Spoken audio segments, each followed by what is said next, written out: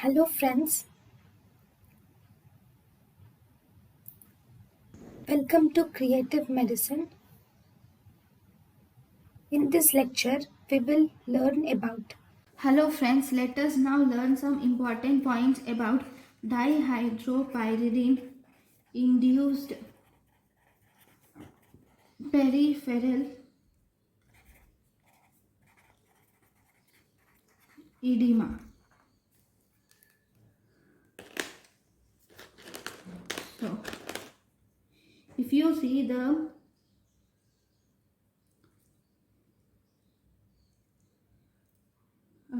dihydropyridines will cause pre-capillary dilatation, and this also causes reflex post-capillary constriction.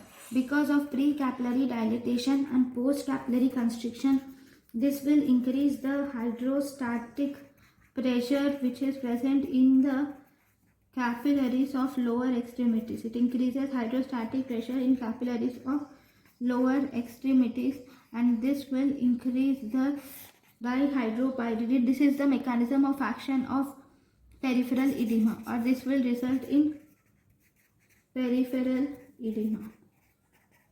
Thank you for watching. Thank you and thank you for watching.